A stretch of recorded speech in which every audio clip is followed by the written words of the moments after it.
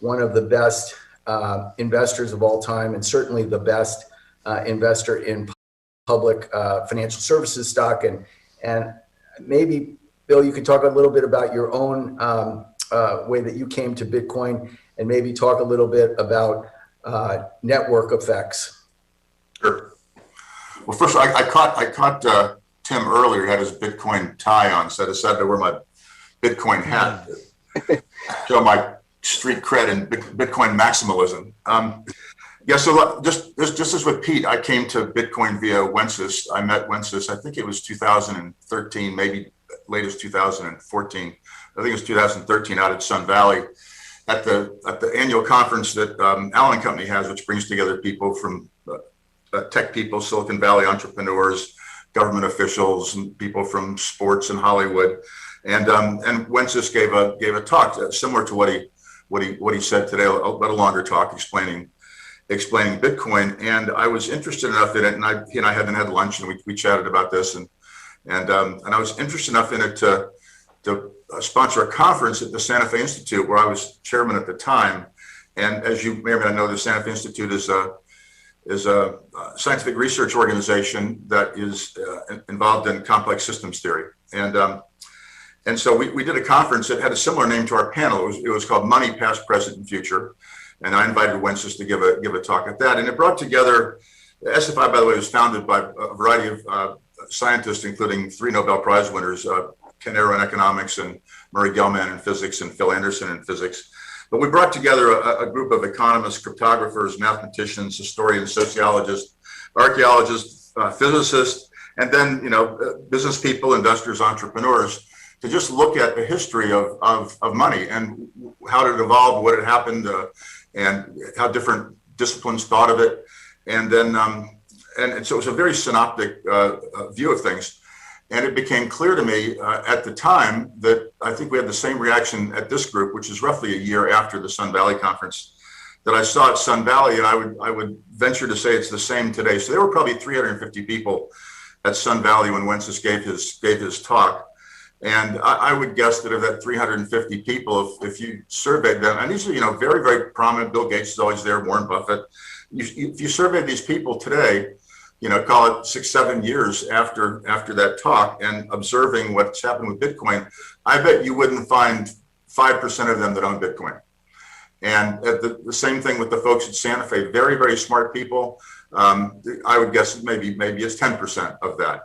So it's extraordinarily early in the adoption cycle with Bitcoin. And when Mike mentioned that he talked to Stan Druckenmiller saying it was a solution in search of a problem, I would, and I have great respect for Stan, obviously, but I think it's fairly clear what the deal is with Bitcoin. I mean, the question is what role does it play? I mean, what is it? What problem does it solve? And going all the way back to the history of money. In fact, the first financial crisis was, in Rome with Tacitus in the first century AD, and that they've been recurring events in economic history all the way up until last year in 2008 and 2009.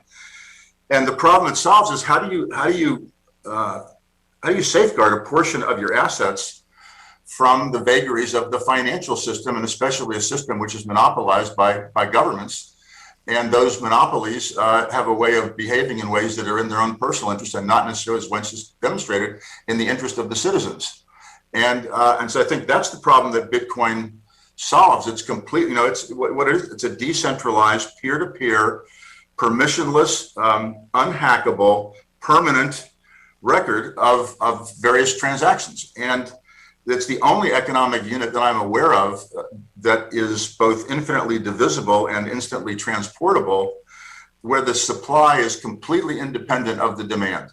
So no matter what the demand is for Bitcoin, the supply is 21 million. And there's, it's estimated there are 47 million millionaires in the world. And so if each millionaire wanted one Bitcoin, he or she couldn't have it. They'd have to settle for something less. And I think Coinbase has something like what I recall, like 58 million users or something like that.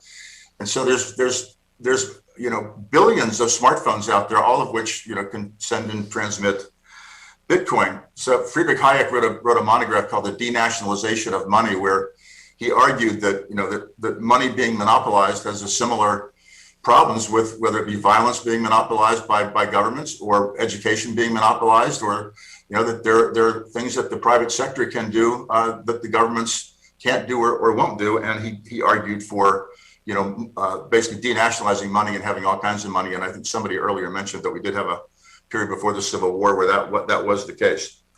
But now let me just get to what Pete was talking about a little bit about network effects.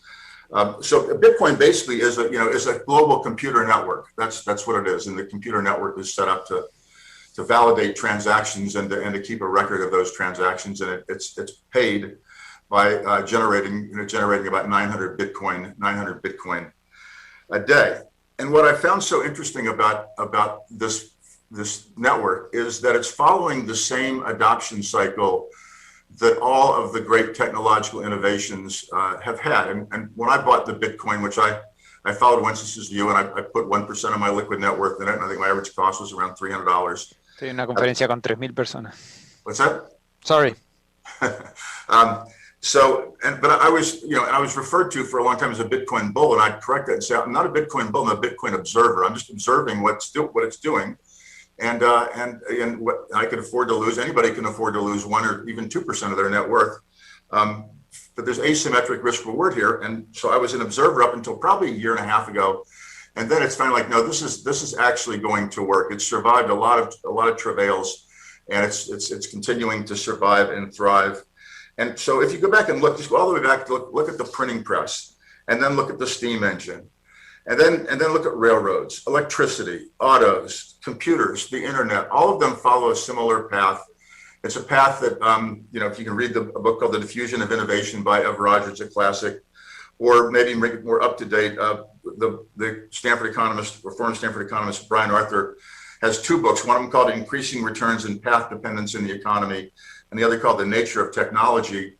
And what Brian talks about in that book, and I'll wrap up here to, not to monopolize things, but what Brian talks about in those books is that because technology is required to be interoperable, and when it also consists of networks, and the networks become more valuable the more people are on the network, then they follow a certain path. And what happens is that initially there's a burst of innovation. We saw that with Bitcoin being the first, but then Ethereum came along, and then you had other ones, and then you had the forks, and then you had this explosion of ICOs. And those, I think we have 8,500 or something now tokens and ICOs floating out there, most of which I think are worthless or will be worthless. But again, that's a very traditional thing in evolutionary theory, where you had the Cambrian explosion, where after a great extinction event, all kinds of new life forms sprung up, but then it coalesced down to a smaller number. And in technology, what happens is once you reach what Brian regards as lock-in, so once you reach a dominance of a particular technology that's 50% or greater, then it's very, very difficult. Other technologies can survive, but they can't thrive, and they will never be anything like what those dominant technologies are. And we see that right today. So once we had dominance with Google in search, Google dominates search, Facebook in social, Amazon in retail. So with those kinds of things, you're getting the same thing in Bitcoin. I think Wences had what I thought was one of the more remarkable comments, is Bitcoin dominance right now has come down again in this flurry of activity. But Bitcoin dominance, and correct me if I'm wrong here, in electricity usage is something like, or energy usage is something like 98%. So it's a very, very large number, and it basically indicates kind of game over in that, in that space. So I'll just end by saying what Brian Arthur showed in his work is, as he says, of networks there will be few.